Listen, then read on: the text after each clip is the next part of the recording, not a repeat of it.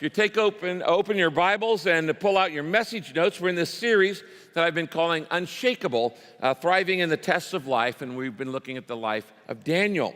Now, we're going to pick up where we ended out last time, that Daniel has outlasted a couple of different kings, and actually he's now an old man. As we start chapter 6, Daniel is about 82 years old. We've looked at many of the tests that he went through as a teenager, and he passed all those tests, and he kept getting promoted. And then in the 20s and 30s, he had some other tests that he went through, and he passed those tests, and he keeps getting promoted. And then later on in his years of the 50s and the 40s, 50s, 60s, he has some more tests. And now we come to his later years, and even as an old man, and he's not through. He's going to do his greatest work at 85 years of age. Now let's pick up where we were last time, where there's a change of kingdom. The Babylonian Empire had crushed the Assyrian Empire, and now the Persian Empire has crushed the Babylonian. And so Daniel's got a new boss again, and it's changed. Well, let's watch this on the screen. The Bible says this in Daniel 5:29. King Belshazzar, remember, that was the guy who had the writing on the wall. Remember him?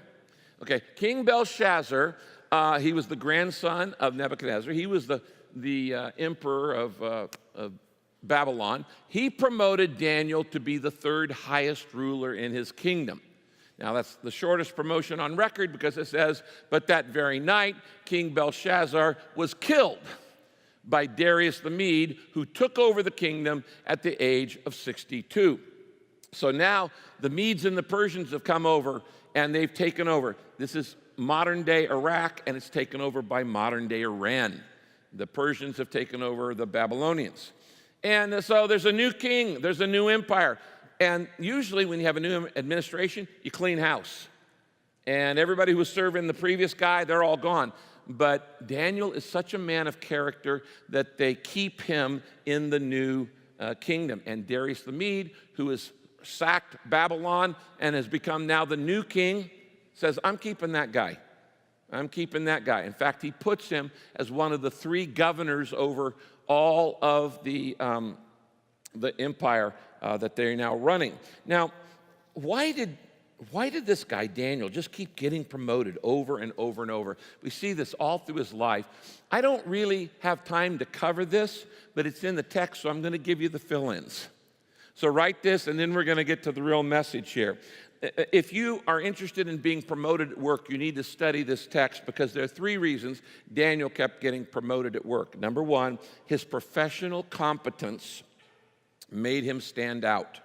His professional competence made him stand out. He was a gifted leader, and he never stopped learning. And there's a lot to say about that, but I'm not going to say about it. Number two, his personal character made him stand out. He was not just gifted in abilities, he was a good guy. And the Bible tells us that he was honest, and he was reliable, and he was hardworking, and he was incorruptible, and they couldn't find anything to attack in his character. And then the third reason that he stood out was because of his public commitment to God. And this is the secret sauce in Daniel's life. He's very open and very public about his faith and his commitment to God. And everybody knew where Daniel stood. He prayed in public. He prayed over his meals. He prayed at home in public. And the Bible tells us in Daniel chapter 6, verse 5, that his co-workers concluded, our only chance of finding any grounds to get rid of Daniel will be to find something to accuse in his religious practices. They couldn't find anything wrong with this guy. Now, here's the scene. New emperor Darius. He appoints three guys to be the governors over the empire. One of them's Daniel. And under that, he appoints 120 administrators over provinces. These guys did not like Daniel. We don't know why, but maybe it was because of his faith. Maybe he was Jewish. Some of you have faced that kind of persecution or at least prejudice at work. That there are people at work who scheme against you. They want your office. They want you canned. They want you sacked. They want you out of there, maybe just because of what you believe. And so these administrators, they're actually called satraps in that period. These satraps set a trap to get Daniel. And they're saying, okay, we don't want this guy being our boss. We don't want this guy being our supervisor. He's just too good, and we're jealous of him. He's not even from our area. He's Jewish.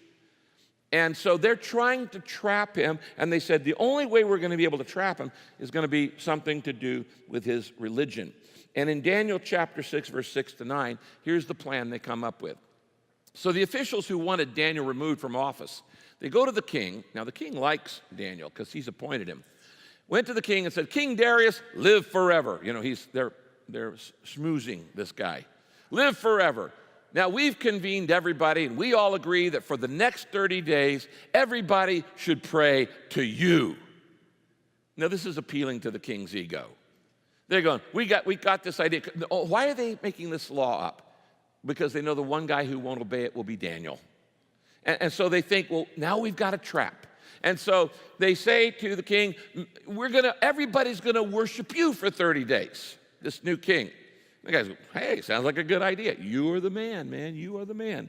And so then it goes on and it says, and we think that you should issue an edict saying that anybody who disobeys your order by praying to anyone else besides you will be tossed into the pit where your lions are kept. Have you ever heard of Daniel in the lion's den? That's this story, okay? And so it said, anybody who doesn't pray to the emperor, we're gonna make this rule, they're gonna be thrown into the lions, they'll be eaten to death. And he said, let's put this decree in writing so it can't be altered or repealed according to the laws of the Medes and the Persians. So that's exactly what King Darius did. Now, what's going on here?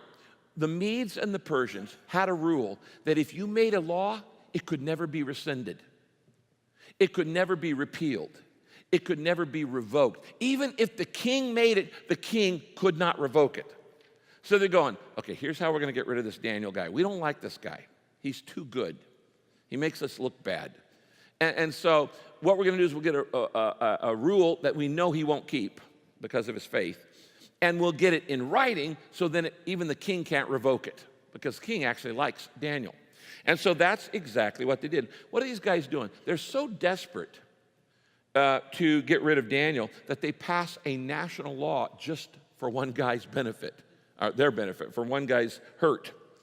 Now, how does Daniel respond to this rule? He hears about the rule, and he's got a lot of options. I wrote down some of the options he could have done. When he hears, okay, for the next 30 days, you can't pray to anybody. You can't pray to your own God. You can only pray to the emperor. You can only pray to the king. So here's some possibilities. He could accept the law and just fake pray to the king for 30 days. He could go around and publicly protest with picket signs, will not pray, will not pray. That's not going to do any good because it's not a democracy. In our country, you can change the laws, but this is a law that's now been passed. You can't change it. So all the protest isn't going to work. He could appeal privately to the king. Remember, the king liked him so much, he put him over 1/3 of the kingdom, and he said he did such a good job, he said, I'm going to put him over the entire kingdom. And that's when the people got jealous. They're going to put Daniel over the whole kingdom? No, we got to get him out of there. And so he could have gone to the king and said, hey, king, we're buds here. Can you cut me some slack? I'm Jewish. I worship the one true God. But he doesn't do that. How about this? He could just keep praying to his God, to the real God, but just do it in secret. And some of you think, well, why not? That's okay. If you're in a place and all of a sudden it's illegal to pray, you can just still pray in secret. And yes, Daniel could have done that, but his enemies would have still won. Because the whole purpose of this law was to make this one guy, Daniel, pull back on his faith, to be embarrassed by it, to be ashamed of God, and to not be public about his faith. They're trying to shut him up. They're trying to take away his religious liberty. Does this sound familiar? What you're doing, Daniel, is not politically correct. We don't want you praying in public. We want you talking about God. Or he could just keep on praying like he'd always done all his life in public and not caring what anybody else thought, which is exactly what happens. Notice in Daniel, here on the screen, Daniel chapter 6, verse 10 and 11 says this. When Daniel learned that the new law had been signed, he went home and knelt down to pray, as usual. So it's his custom. He does it. It's not what he normally does. He goes home, he kneels down, he prays in his upstairs room with the windows wide open toward Jerusalem. So anybody can see him praying. He's not doing this in secret. And he prayed 3 times a day, just as he had always done his entire life, thanking and praising God. So he's not going to back down on what he does. And it says, so Daniel's enemies went together to Daniel's house to catch him praying and asking God for help. And of course, he knew this was going to happen. They knew it was going to happen. It's the whole reason they did this. Now, why did Daniel do this? Why was he unafraid of this law? He goes, what I know I'm about to do, I'm going to be penalized for it. In fact, I could lose my life. I'm going to be thrown into a pit with a bunch of lions. This is capital punishment for what I'm doing, praying in public. I know some Christians who won't even pray in a restaurant because they're embarrassed that somebody might see them bow their head. And you know, they're what I call secret agent Christians. You know, and years and years ago, there used to be a Lady Clairol commercial about coloring, and it said, only your hairdresser knows for sure. Some of you are old enough to remember that, if she colors her hair or not. I think there's some Lady Clairol Christians out there. Only God knows for sure if they're really believers, because they don't let anybody know it. They're very not public about their faith. Daniel goes, sorry, I've been public about my faith my entire life. And so he opens his window. Who opens the windows? Daniel does, knowing. What is this? This is an act of civil disobedience. He's going, I know what the law says, but we have to obey God rather than man. And so I'm going to publicly disobey the law because God's laws are more important than man's laws when they contradict each other. So he throws open the window and intentionally does it's not showing off. He's done this all his life. He prayed in public. He talked about God in public. He was very public about his faith. And he stood strong for God publicly. Now, why was Daniel fearless? Why was he unafraid to stand out at work? Why was he afraid to speak up for God at work? Well, I studied this text, and let me give you 3 summary statements. Write these down. And if you want to have courage at work, you need to know these 3 things. If you want to stand out at work and you want to speak up for God at work, you need to know how Daniel did it. Number 1, he remembered that God was faithful in past tests. He remembered that God was faithful in past tests. And what I mean by that is through his entire life, he looked back and goes, you know, every time I've gone through one of these tests or threats, I trust God and God takes care of me. When I was a teenager, I said, I can't eat that kind of food. I have to eat kosher food. And God took care of him. When they in the previous king said, you got to bow down before this golden idol or you get thrown in the furnace, he said, we're going to have to trust God. And they trusted God and God took care of them. And when he had to deliver bad messages to previous kings and say, sorry, your time's up, you're going to die tonight. Nobody wants to tell a king you're going to die tonight. But he told them the truth, letting the chips fall where they may be, and God took care of him every time. When you start to feel frightened and think, I can't talk about God at work. I can't talk about God at school. Because other people may get threatened, or they may threaten me, and I could lose my job, and I could lose my house, or I could lose my promotion, or I could lose my friends, or reputation, or whatever. You need to remember how God has been faithful to you in the past. The second reason he was fearless is because he had a conversation with God 3 times a day. That's what that verse just said. It says that he would kneel down to pray as usual in his upstairs room, windows wide open, and he prayed 3 times a day, just as he'd always done his entire life. Okay, he has a conversation with God 3 times a day. Do you think if you talk to God 3 times a day, every day of your life for 82 years, that might make you more bold? Yeah. You think if you had that kind of, you had a conversation with God 3 times a day, for your entire life, do you think that would make you more confident, less worried about what other people think, less worried about the disapproval of other people? Yes, absolutely. Now, I'm going to give you a sentence right now that if you don't get anything else I say this weekend, this is the message summarized. The key to standing strong is kneeling often. You might write that down. The key to standing strong is to kneel often. The more you pray, the more confidence you're going to have. As a woman, as a man, at work, at school, when you are called to do the right thing, and you go, everybody's against it, but it's the right thing to do.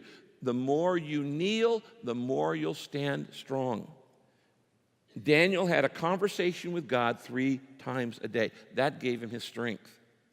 And then there was a third reason why Daniel wasn't worried about this. He'd been through all these tests. He was talking to God every day. And the third reason is he knew that the rewards were greater than the risks. The rewards of doing the right thing were greater than the risks. Now, was it risky for him to disobey the law? Of course. Was there a punishment? Yes. Was he actually thrown in the pit? Yes. God could have kept him out of the pit of lions, but he allowed him to go and then shut the lion's mouth, which was the bigger miracle. Now listen, there's some problems you would like God to keep you out of, but God's going to let you go into those problems, and then he's going to solve them in a miraculous way, and there's more glory for him in that. He's not going to keep you out of every problem. He's going to put you sometimes in the pit. Some of you are in the pit right now. Some of you could put names on your lions. The people who are trying to devour you, the people trying to eat you up, the people who are trying to, ruin your life. They don't like you for whatever reason. You're in the pit, or you're facing a bunch of hungry lions who want to, eat your lunch. And God often will not keep you away from him. He'll let you go in the pit, and then he'll do the miracle of shutting the mouths of the lions, which is an even bigger miracle. But there were rewards to doing the right thing, but there were also risks. But Daniel knows the rewards are greater than any risks. Now, most people I know deal with fear their entire lives. You have secret fears you don't want anybody else to know about. There's certain things that make your heart palpitate, that make you go into sweat, that you go into a panic. How do you deal and defeat a controlling fear in your life? Here's the key. Anytime you want to defeat a controlling fear in your life, Daniel has this fear, hey, I could be eaten by lions, but he obviously isn't worried about it. What you do is you minimize the potential problems or the potential negatives in this risk, and you maximize the positive benefits of it, of doing the right thing, even when you're scared to death. Let me say that again. One of the ways you deal with fear in life is when you're afraid to do something, and you start to think, but this could happen, and this could happen, and this could happen, and this could happen, and what if, and what if, and what if. That's the potential negatives. And you spend all your time focusing on that, you're just going to become more and more and more fearful. You have to mentally choose to shift your focus from the potential negatives to minimize the potential negatives, to maximize the benefits of doing the right thing. If I do the right thing, even though I'm scared to do it, what are going to be the benefits of it? And when you focus on that, it dramatically lowers your fear. Now, for that reason, what I want to do this weekend is talk to you about 6 benefits. You may have never thought of these. 6 benefits that happen in your life every time you stand strong for God in the face of opposition, at work, at school, or anywhere else. 6 things that happen to your life for good when you do the right thing instead of giving in to your fears. All right, let's look at these. Number 1, and we'll learn all of these in the life of Daniel.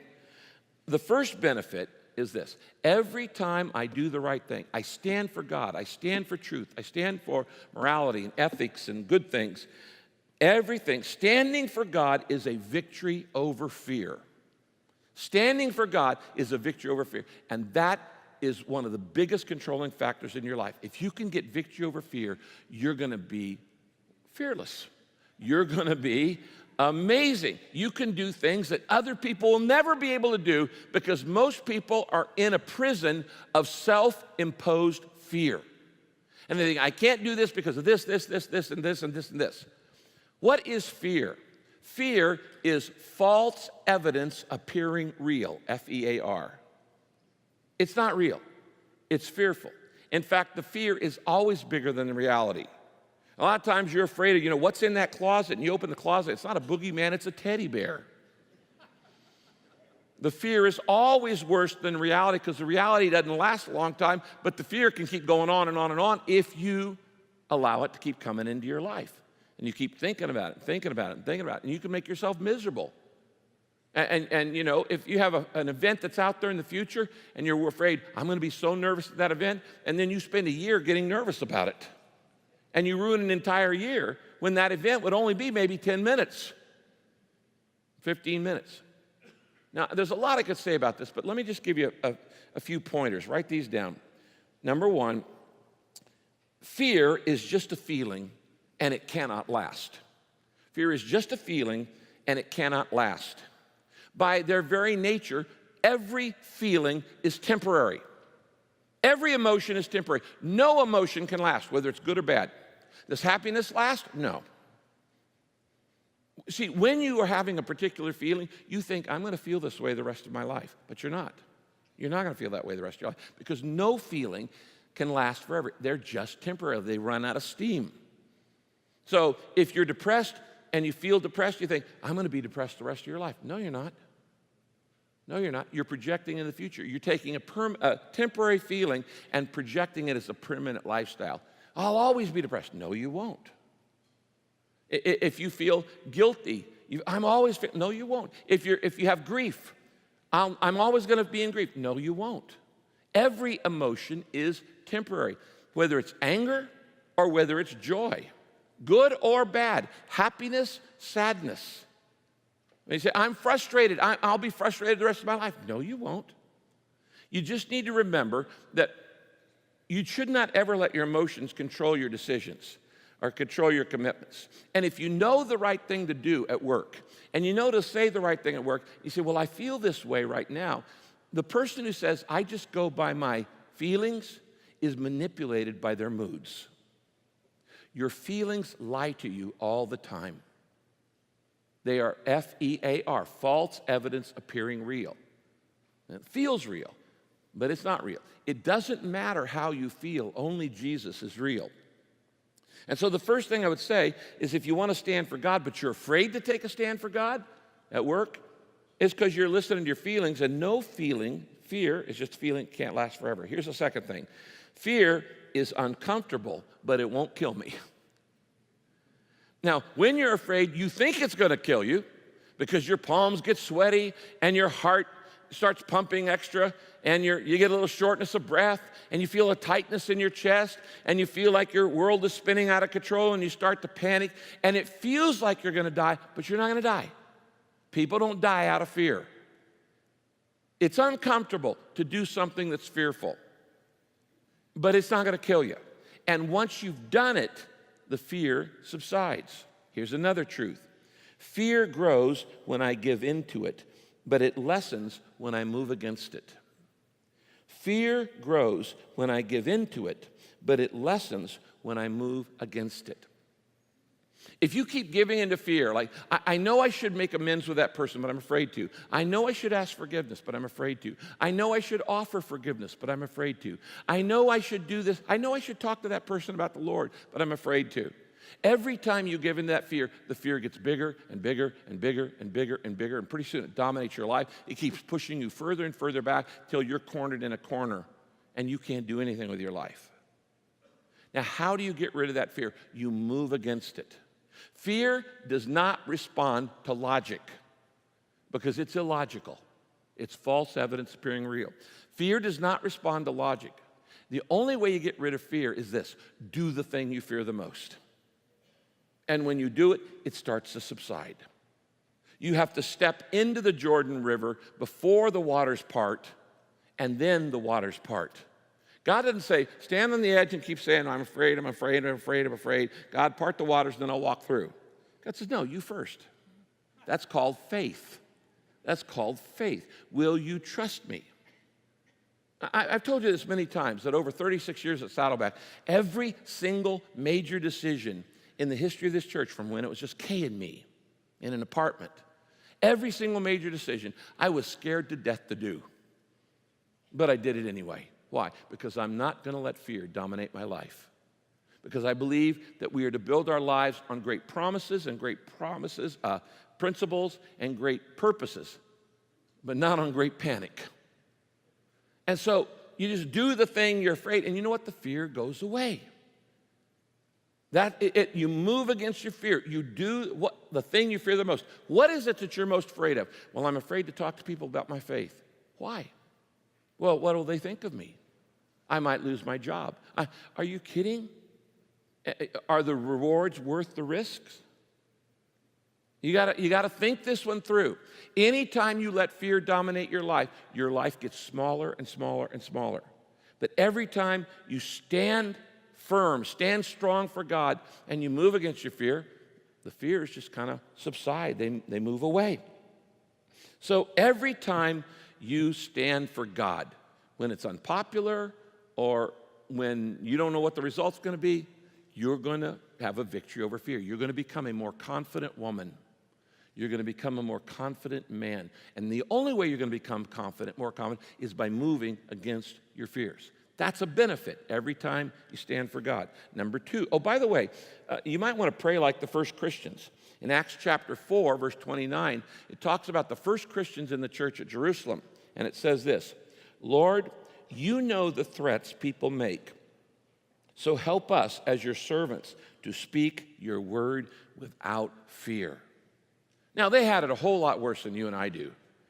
When the first Christians were living, they're in the Roman Empire. It's against the law to be a Christian. If you identify yourself as Christian, you're more than likely going to be fed to lions in the Colosseum. Or they're going to hang you up on a cross, like they did Jesus, on the Appian Way. Or as Nero did, tar and feather you and light you on fire. And so to identify yourself as Christian in those days meant pretty much certain death in the Roman Empire. And they said, Lord, you know the threats people make. So help us as your servants to speak your word without fear. What are you afraid of at the office? I know some people who, I got a letter recently where a person wrote me and said, Pastor, I'm sorry to admit this. I'm embarrassed to admit it. But I've never told anybody where I work that I'm a Christian, that I'm a follower of Jesus. And I've worked there for a long time. And worse than that, I've never, ever invited anybody to church with me. And this person said, and I have this strange conflict of emotions where I feel bad and I feel ashamed that I know I should be sharing the good news, but then I feel nervous and afraid. But then when I come home and I haven't done it, I feel bad about me. And I don't like me. And they're saying, but the truth is, I don't see any benefit to it. I could lose my job. I might be ostracized. People might look at me funny. They might gossip about me. And it's all based on fear. Lord, you know the threats people make. Help us as your servants to speak your word without fear. Number 2, here's the second benefit. When you stand up for God, when it's the right thing to do, even when it's unpopular, standing for God builds my faith and character. Standing for God builds my faith and character. Character, that's who you are. Reputation is what you want people to think you are. Character is what you really are. It's what you are in the dark. Character and faith are like muscles. And the only way you build a muscle is by stressing it. That's why that's the power of weightlifting. When you lift weights, you're straining your muscle, you're stretching your muscle, you're stressing your muscle. The only way your muscle grows is when it is stressed, strained, and stretched. You're not building any muscle sitting at home, eating bonbons and watching how much does that dress cost. It's my favorite show. I don't know about yours, but you're not developing any muscle, any spiritual muscle, emotional, relational, or physical muscle sitting there. When you play it safe, your life gets weaker and weaker and weaker. You get punier and punier in your emotions, in your relationships, in your faith, in your character. when you're not straining, stressing, and stretching your faith, stretching your character. So when you make a stand for God, go, I'm scared to death to do this. You know what it's called when you're scared to death to do something and you do it anyway? That's called courage. If you're not afraid, you're not courageous. Only people who are afraid are courageous. If you're not afraid, you're not courageous. You don't need any courage. Courage is not the absence of fear. Courage is doing the right thing in spite of your fear. That's what makes a courageous woman.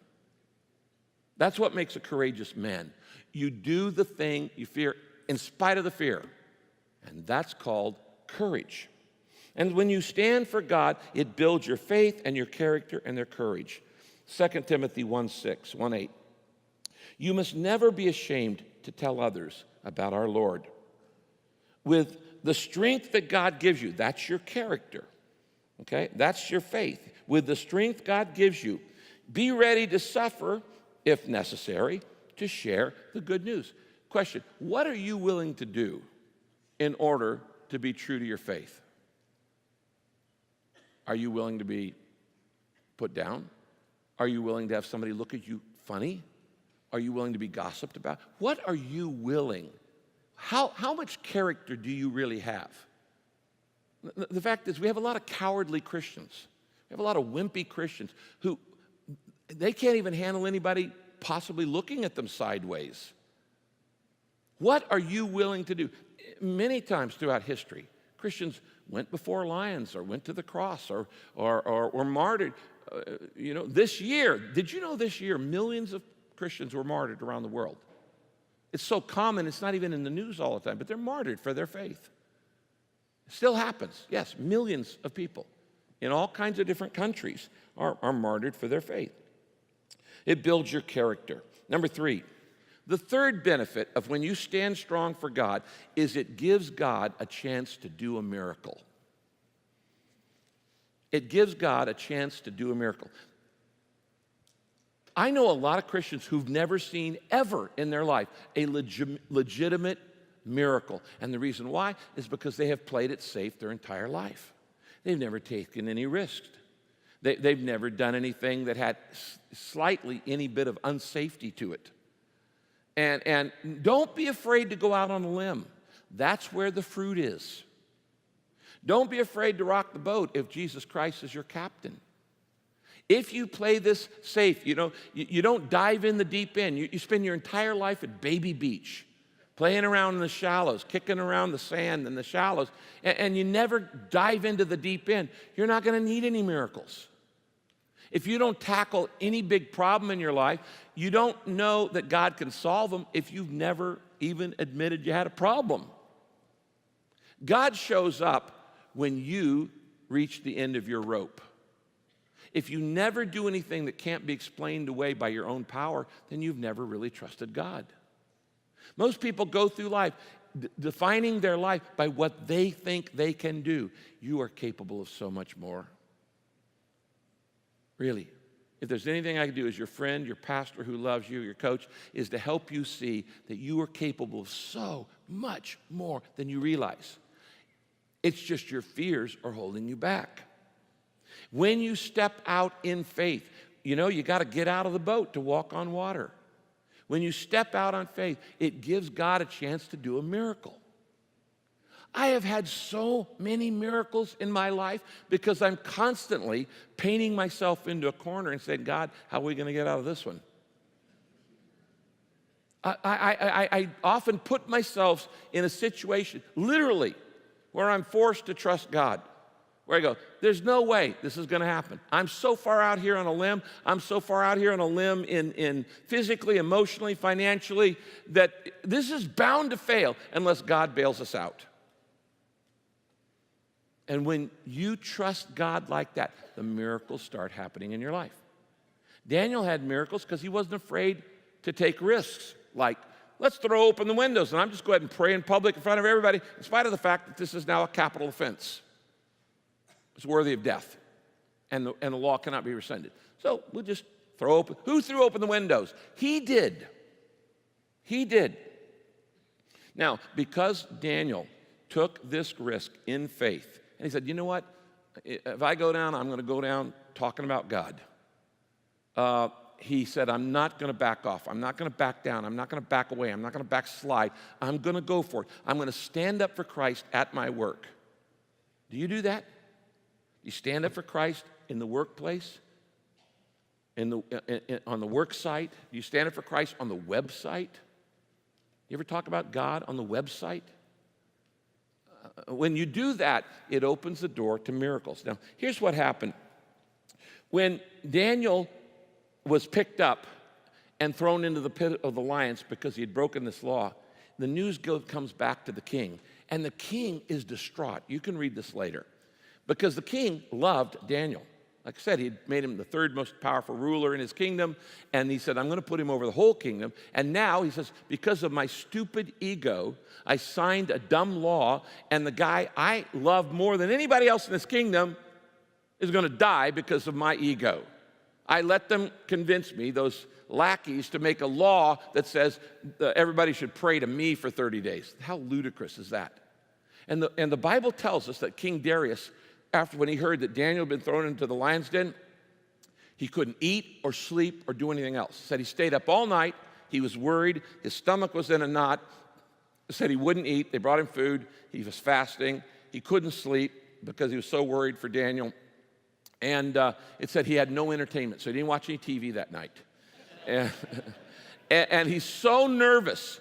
And the next morning, he wakes up and he's going, I know Daniel trusts his God. He's not my God. He's Daniel's God. And I've seen that God do miracles for this guy. I wonder if he helped him out. And here where's we pick up the story. Daniel 6, verse 19. It says here, at the first light of dawn, the king got up and hurried to the pit filled with lions. And when he got there, he called to Daniel in an anguished voice.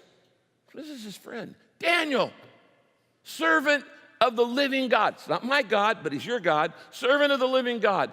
Has your God, whom you serve continually, been able to rescue you from the lions?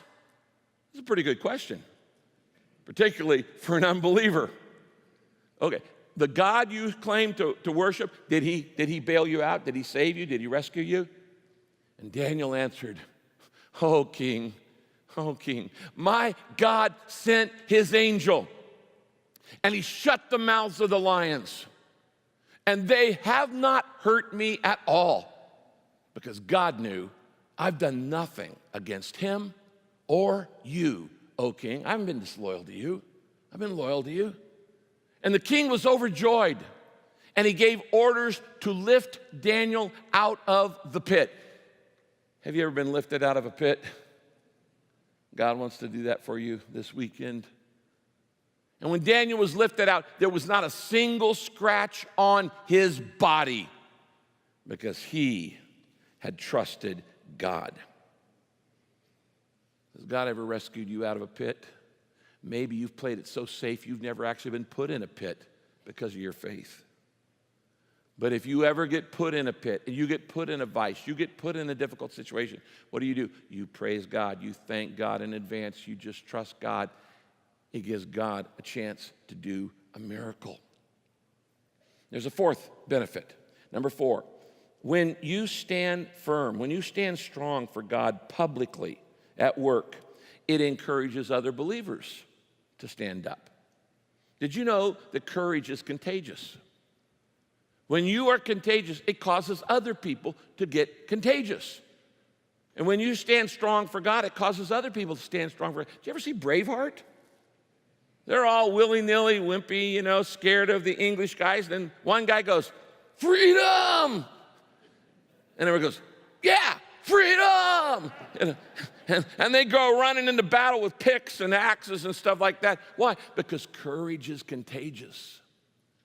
And when you show courage, you may just be surprised how many people come out of the woodwork and out of the shadows at your work, at your job site.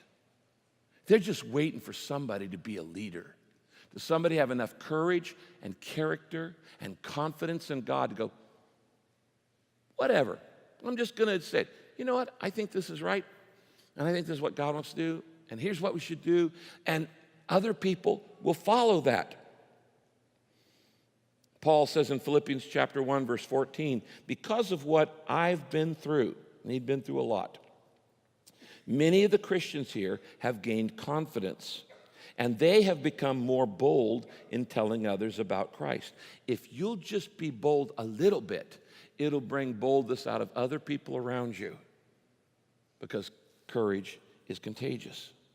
Then number 5, a fifth benefit of when you stand for God, even when you're scared to death at work or in your neighborhood or on the golf course or wherever. It is a powerful example to unbelievers. It is a powerful example to unbelievers. Now, let me give you 3 examples of this, a New Testament one and then a couple of Old Testament ones. But first, we see it in the life of Peter and John, followers of Jesus. And they're hauled in before the council. And the council in Jerusalem had said, we strictly warned you that you were to never mention the name of Jesus. And Peter and John go, huh? Wait a minute. This is the guy who was raised from the dead. We're not afraid of you. You can't tell us not to do that. We're going to talk about Jesus. We know he's the Son of God. We know he's the Savior of the world. We've seen him do miracles. We're not afraid of you. And verse 13, it says, when the council saw the boldness of Peter and John, their courage, they were amazed, since they knew that these were just ordinary men. But they'd been with Jesus. That's why they were courageous. You want to be courageous? You need to spend more time with Jesus. On your knees, reading the Bible, praying, talking. The more you spend time with Jesus, the less afraid you're going to be, the more confident you're going to be, the more courage you're going to have. If you are cowardly about your faith, you are not spending enough time with Jesus. He says the council saw the boldness of John and Peter and John. They're amazed. Why? Because we know these guys. They're just normal guys. They're fishermen. These are not superstars.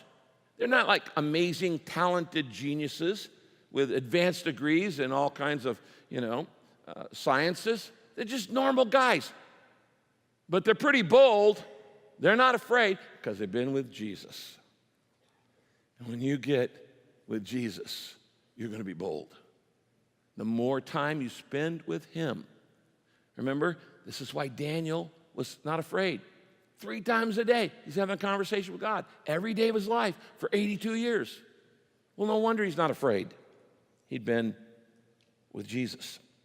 Here's another example. We actually see this in King Darius' life. Do you know that the result of this story, another king becomes a believer? King Darius, a pagan king, comes to faith in God. This is the second guy where Daniel has led his boss to faith. Wouldn't it be great if you could lead your boss to faith? Wouldn't that be great if you could lead your employer, the owner of your company, the owner of your corporation to faith in Christ? What's it going to take? Boldness. That's all it takes. Boldness. And because Daniel was bold, another king, first Nebuchadnezzar, the Babylonian king, now Darius, the Medo-Persian king, he comes to Christ, or he comes to God. Here's what it says. Look up here on the screen, verse 25, Daniel 6. So then, after he saw the miracle in Daniel's life, then King Darius sent this proclamation to every nation and race and language on the earth. This, by the way, is about 538 BC. That's when this is happening. We know this because we know when the Medes and Persians took over the Babylonian Empire. He sent this decree to everybody. I decree that the God of Daniel is to be honored and worshiped in every part of my kingdom, for he is the living God. Oh, he just stepped across the line there. Okay, he's no longer a pagan. He is the living God, not some dead idol, the one who endures forever, and his kingdom will outlast all human kingdoms. And then notice what he says.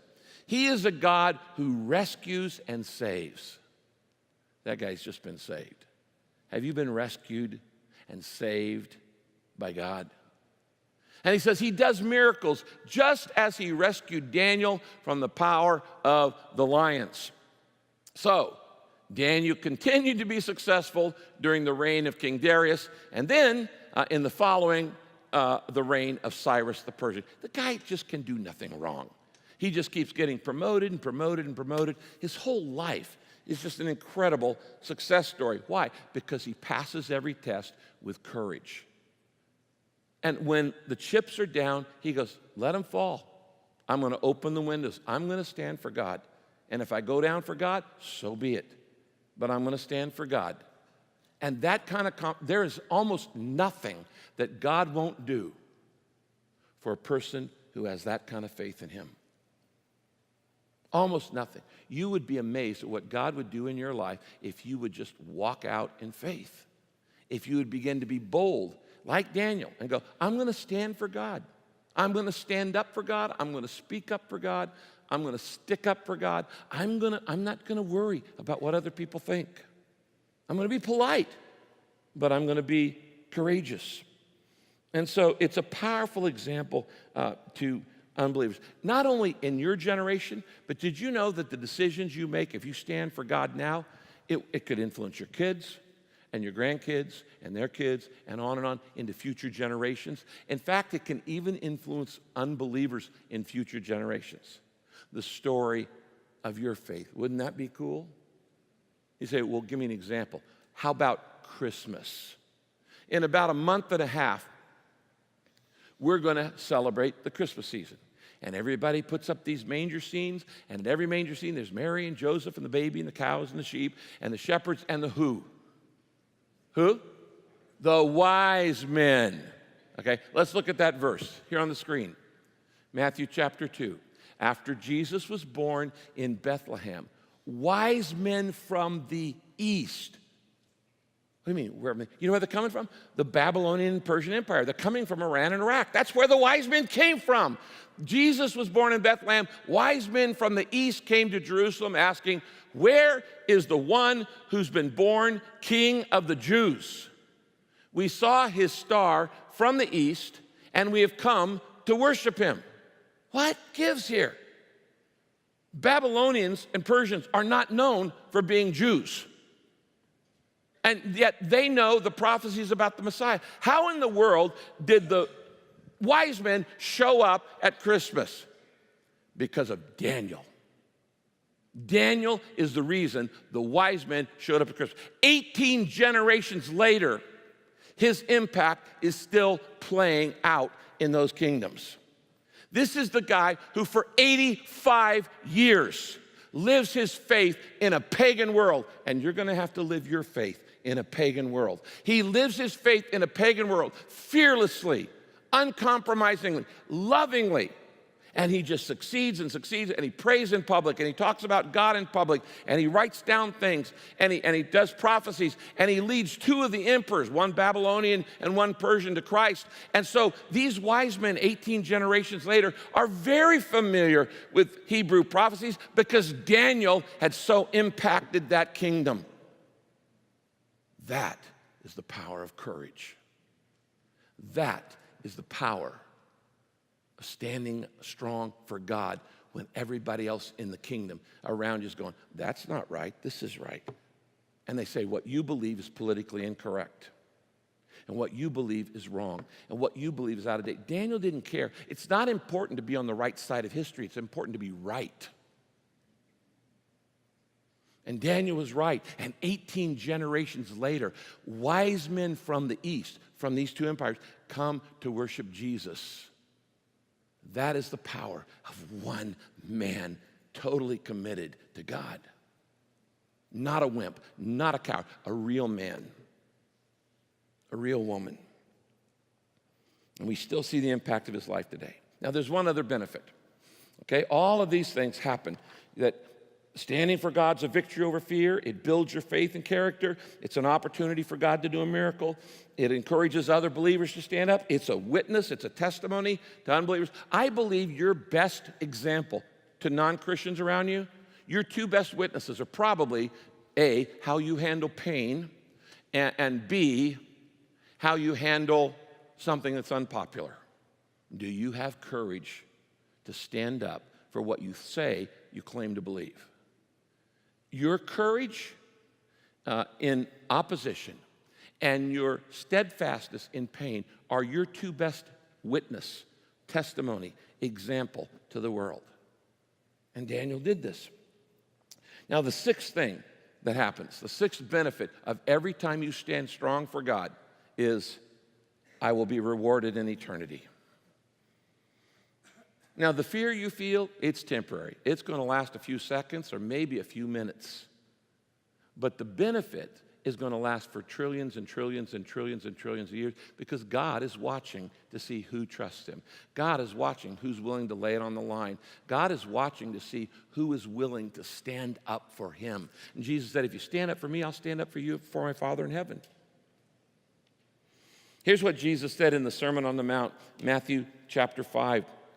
Jesus says this, consider yourselves blessed if people put you down or throw you out or speak lies about you because of me. Oh, let me stop right there. Circle because of me. It doesn't say you're blessed if people put you down or throw you out or speak lies about you because you're an idiot. Okay. I mean, a lot of Christians are obnoxious, and then they say, well, I'm being persecuted for my faith. No, you're just being persecuted. You're obnoxious. You're not nice to people. You're mean. You're judgmental. You're self-centered. You're self-righteous. No, it says that you don't get any credit for that.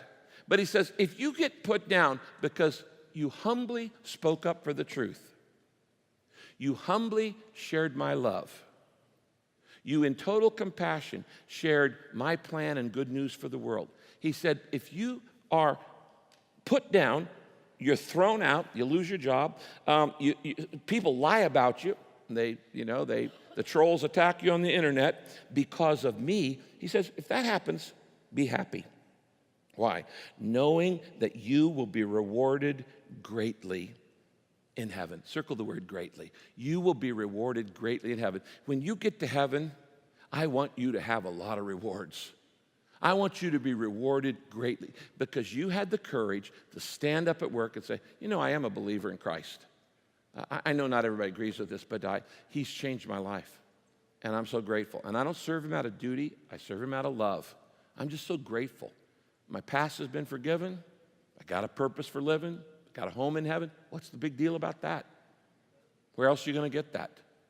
When you stand up, he says, you will be rewarded greatly in heaven. And he says, by the way, when all this put downs come along, remember, you're in good company, Jesus said, because they did the same to all my witnesses before you. All those spokesmen, all those preachers, all those prophets, all those godly women and godly men in the Old Testament. He said, this is par for the course, of course. My people have always been put down by evil. Can't stand light. Darkness can't stand light. Evil can't stand goodness. But he said, don't worry about it. You're going to be rewarded in heaven. Now remember, this guy, let me wrap it up here. Daniel is 82 years old when this happens. And he's not even finished. Because he passed this test, his greatest contribution to the world happens when he's 85 years old. At 85, he is given by God the secrets of the mystery of history. And God tells Daniel, not anybody else, how the world and history are going to end. And that's the rest of the book of Daniel. We're not even going to cover all that. Scholars have studied it for years and years and years. It's brilliant. And he reveals things that nobody could have known any other way. And he's getting this at 85 years of age. Daniel started strong as a teenager. He's starting strong for God. And then he became strong in his 20s and 30s. And then he stayed strong in his 40s and 50s and 60s. And now at 85, he's ending strong. I want you to end strong. The truth is, most people don't end life strong. They just trying to coast into it. He's at 85. He's still being used by God. I know people who check out at 55. And they start going, you know what? I've already served my time in the church. Let somebody else serve. I've given to 5 building programs. Let somebody else give. And they're checking out, and they're limping in and they're to the finish line, and they're coasting in, and they're wasting their life. Maybe you just don't realize that your greatest contribution will be at 85. But the only way you're going to know that is kneel daily and have a conversation with God.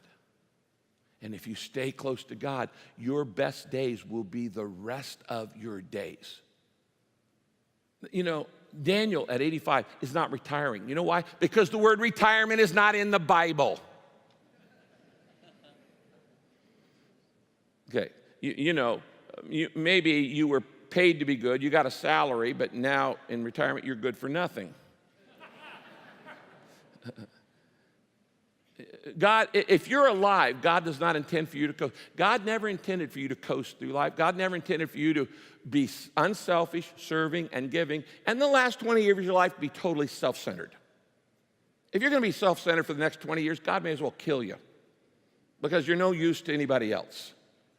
God didn't put you here to live for you. And if you got more free time now, He expects you to use it for His glory and to stand up and speak out for Him. His most important contribution came at 85 years of age. Why? Because he prayed. Now, I want you to pull out this commitment card inside here. It says, my commitment to pray like Daniel. I want you to finish well in life. More than anything else, I don't want you to limp into the finish line. I want the next days of your life, whether it's 5, 20, or 50 years left, I want the rest of your life to be the best of your life. And it's going to start with praying like Daniel did. Daniel prayed 3 times a day. It doesn't tell us how long. I'm going to challenge you to pray 5 minutes 3 times a day. If you'll make that commitment, I'll send you material and teach you how to do this. And our pastors, our teaching pastors, Pastor Tom, Pastor Buddy, myself, we're preparing materials to help you do this. Now, I'm not asking you to make a commitment for the next 80 years. I'm asking you to make it for 40 days. 40 days. Could you pray 3 times a day? Once in the morning, once in the afternoon, once in the evening? There are 24 hours in a day, so let's say sometime in the first 8 hours, sometime in the second 8 hours, and sometime in 38 hours. Just pick 3 5-minute periods. Now, you might want to just look across it. Say, oh, I'm going to take 1:40, 5:40, 9:40, and, whatever. So that would be your 3 times. And you set your alarm, and you wake up, and you pray for 5 minutes, and you go back to sleep. Do you think God would honor that? If you set your watch and got up and started praying for 5 minutes, and I can teach you how to pray for 5 minutes. Is it that important to your life? Do you really want to be strong? Or you want to be weak? You want to be wimpy? Do you want to be courageous or cowardly? Do you want to be character or just charisma? I want to challenge you. It says here, 3 times a day, Daniel got down on his knees. By the way, why is it good to get down on your knees? It's just a spirit of humility. And he prayed. Have you ever prayed on your knees? You might try that. Giving thanks to his God, just as he had done all his life. So for the next 40 days, I commit to pray 3 times a day for 5 minutes. Send me help to do this, and I will. And I choose these 3 daily times. I want to challenge you. Can you give 15 minutes a day to your God? Good question. If you are, sign your name, email, or phone at the bottom, and I'll send you some stuff. Now, we're not starting 40 days of prayer yet, but I'm getting these in advance so I can know who to send the material to. If you'll do that, then God will definitely bless you as you get to know him better and better and better. And so be sure, fill that out, drop it in the offering basket in just a minute.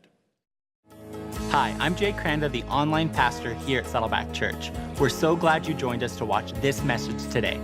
At Saddleback, we believe that life is better together. That's why we want you to get connected to our church family, whether in person or online.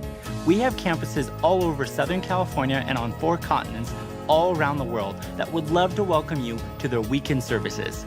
You can find a campus near you at saddleback.com/locations. And if you're not able to attend a campus in person, don't worry. We have an online community designed just for you. You'll have an opportunity to connect with the messages each week and find resources to help you grow your faith. Thanks again for watching, and we look forward to welcoming you into our church family.